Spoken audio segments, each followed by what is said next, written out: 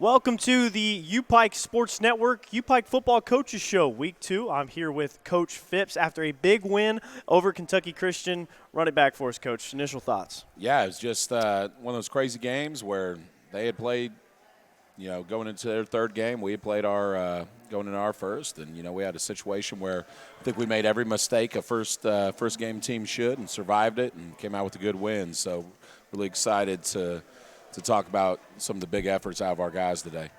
So, and it did absolutely look like you guys hadn't played a game yet, but the better team prevailed in the end. I think we looked like the better football team for the entire game, but like you said, they look like the more experienced team so far gameplay this season. Yeah, absolutely. It's just you're always a little concerned when you have more penalty yards than they have offense, and that kept their drives alive. But, those KCU kids played really hard, and I was proud to see some of those guys that I'd worked with before, really battle and have a great game as well. Let's talk about the guy, Lee Kirkland. So, 26 for 33, 79% of passes completed, 390 yards and 4 touchdowns. What else can you ask for out of a guy? Yeah, and really he did that in about 2 1/4 quarters. Yep. He was in a situation where we played 3 quarterbacks in the first half, and I came to the guys and said, hey, our rotation, we're going to get off it. We're in a tight ball game here, and we're going to go with Lee, who's got the game experience. And he just took over in the second half and managed some things really nicely and made some huge plays down the stretch, took shots when he needed to, got into kind of a rhythm with some of our rhythm plays when he needed to, and just really proud of him. Sometimes I think his heart rate's just above dead. He's just so even-keeled that it really helps our guys kind of be at peace as we get out there and get rolling. So you said you kind of went with your gut. You went with the reliable quarterback as we got into the fourth quarter, and I mean, he led you guys to 35 points in 1 quarter. So does that kind of – okay, there it is. That's how you know. Yeah, absolutely. You can't discredit the defense putting us in some good field position. Oh, without a doubt. But between that and a 96-yard strike to Diego Soto, I think there were big plays and short plays to be had in that fourth quarter. But 35 points, there's been times, different places we couldn't score 35 points on air. So to score it against a defense that given you a little bit of trouble in the first half, all in 1 quarter to finish the game was really a positive. So what do you think was the biggest change coming out of the locker room? Well, we we really didn't make any adjustments. Everybody kept saying, Coach, what'd you say at halftime? And, Coach, what adjustments did you make at halftime? Really, I came in there and I said, guys, do you want me to scream and yell and kick stuff and break stuff? Because I'm not going to do it. You know what needs to get done. You know what the game plan is. Let's execute it. And the guys came out in the second half and just settled in. I thought we looked a little bit like, we were hunting, pecking, just trying to figure out, kind of like a guy at the middle school dance. Do I fit in here? What are we going to do? How do I stand on this wall? And, all of a sudden we jumped out there and got after it and looked really good in the second half. So let's talk about the run game. Run game is probably not quite where you want it to be quite yet, but you had to kind of rely on the passing effort in that second half. Yeah. What's your thoughts on the run game? Well, if you look at it in the first half, we weren't running the ball conventionally, but we knew what they were going to do against some of our 2-back sets and some of our tight end sets. So we put the ball out on the perimeter, and you had a guy and a running back like Alex Sanders had 11 catches. So if you look at that and combine what we kind of consider to be outside runs in that screen game, combined with the other things that we did, he had 3 touchdowns total. So you still had good production, still had a 100-yard total offense performance out of that running back and 3 touchdowns. So we are a little bit unconventional in terms of how we do things. We believe that the defense tells you whether you run or pass it. We're never going to be a team that really tries to pound that square peg in that round hole. Right. So if the box is loaded, we're going to put it out on the perimeter like we did. So let's talk about Diego Soto. A new kid this year, an unbelievable game, 149 yards, caught himself a touchdown pass on a 98-yard bomb from Lee Kirkland, which was a beautiful play to watch, and second in program history. What can you say about that kid? Well, he's a guy that we had opportunity to coach before, and he decided to transfer down here and help us. And Diego's really grown up in the last 2 years, really kind of found who he is as a leader, as a voice in the locker room, telling guys to let's get right, let's have a great practice today. And was just really proud of him. And sometimes, you can get too emotional in that first game, but, and he's a guy that plays with, at times a little bit too much emotion. But in that ball game, he did a good job of finding just right where that should be and keeping it tempered down a little bit. So what other points do you want to touch on with the people in regards to that last game before we move on a little later absolutely. on? Well, I just think our defense played outstanding in the second half, too. We keep talking about some offensive performances there, but Brett Coleman, who had class day, couldn't be here. He had two interceptions, a local Belfry guy, Myson Livingston, a guy that had 2.5 sacks, who's a big-time player for us at the defensive end position. And then if you look at our linebacking core, Anthony Grant and Deuce Morton and those guys all contributed in their own ways. And I think there's nothing,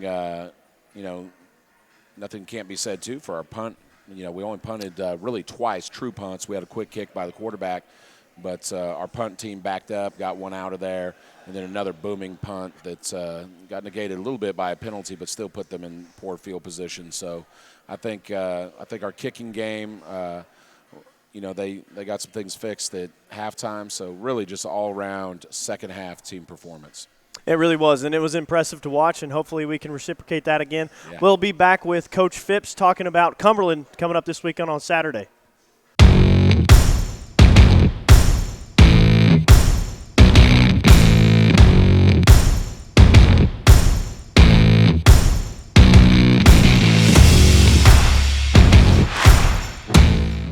So we are sitting here. Welcome back to the UPIKE Sports Network Coaches Show Week 2. I'm with Lee Kirkland. Lee, an excellent performance in Week 1, 390 yards, 4 touchdowns. Kind of shared time in the first half as Coach was trying to figure out, where the different quarterbacks fit in the lineup. And then half number 2, it was your show. It was Coach put us in the best situation. He was we were getting a win. So we all supported him with his decisions and came out in the second half. We had a good game plan. And as you saw, it worked and it clicked, so we came out there and got the win. So, of course, one of the most exciting things to watch in that game was your 98-yard throw to Diego Soto. Can you talk about what was going through your head when you saw him open up, and when did you know that he was going to be opened up? Well, the funny thing about that was the wrong read. But, it was third down, and we needed to put the game away, so I felt like I could get it to him, and I think we just needed to take a shot. And I feel like that was the nail in the coffin, that one. Oh, yeah, for sure. 98 yards is, which, by the way, I said it once already, but the second longest throw in program history and just short to 99 yards. So after coming out of the half, Coach said he really didn't say much in the locker room. It wasn't like, he's running around kicking and screaming. It was just, you guys know what you need to do. How did you feel like your responsibility changed moving into the second half? Well, as a team, we came in the locker room and talking, and like Coach said, he didn't really say anything. It was kind of just us, because he knew that we could take over and be leaders and come together as one. And we didn't get down when we came into halftime when we were down a little bit, but we all came together and came out and took care of it. So talk a little bit about your defense in that second half, really putting you guys in good position. Oh, yeah. No, we would not have had the explosion that we had if we didn't have that defense. They had it was 3-4 turnovers, something like that. Yep. They had a great performance. They came out of the half swinging. So I think they did very well and helped us out to get there. So let's talk about now moving into Week 2. The first game jitters are kind of out the window. I mean, you're still going to have a little bit of that, but do you feel like you guys got an idea of what it looks like when you all play together, and are you more confident moving into Week 2? Oh, no doubt. I think we all saw that what we can do is if we come together. So I think we're just going to go out there, have a good game, and it's just going to be fun. All right, buddy. Thank you for joining us. Thank you. That was Lee Kirkland. We'll be back with Myson Livingston here on the UPIKE Coaches Show Week 2.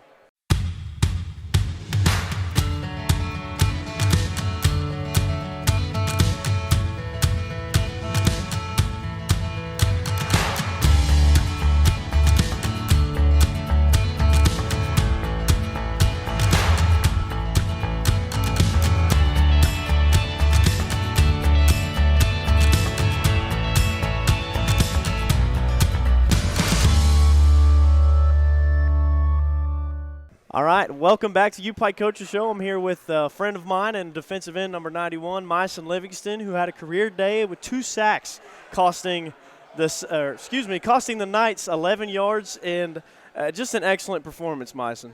I appreciate you, man. I'm happy to be here. So we were talking a little bit off air about the difference between the first half and the second half. So obviously the defense made the difference in the second half. The offense did the scoring, but if it wasn't for the defense, they wouldn't have been in position to do a lot of those things.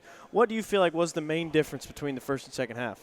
Between the first and second half, I would say in the beginning, the defense wasn't as focused.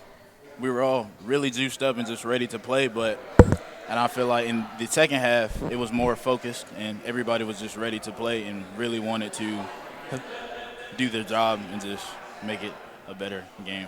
So did you feel like you were flying around the field? Yes. Was it one of the you knew what you were doing? Yes, I feel like we all felt great. I mean, it's been months since we have played, and just everybody, they were just ready to play in general. So I felt like it was all around just a great game towards the end of it. So what was the mood coming out of the locker room after halftime? Mood coming out of the locker room halftime, everybody was just focused because Coach, he really got on to us, and he was just like, these guys really shouldn't be playing with us, and we all felt that way too. So after halftime, everybody was just focused and just ready to just be great.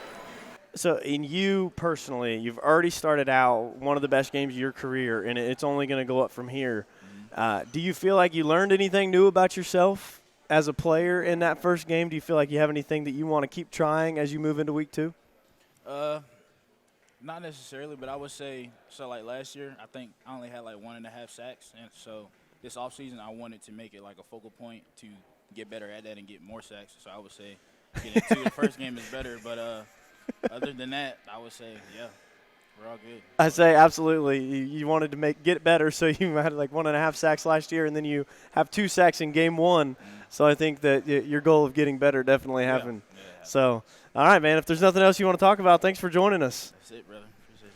All right, we'll be back with Coach Fipps to talk about Cumberland, Week 2. You're watching the UPIKE Coaches Show.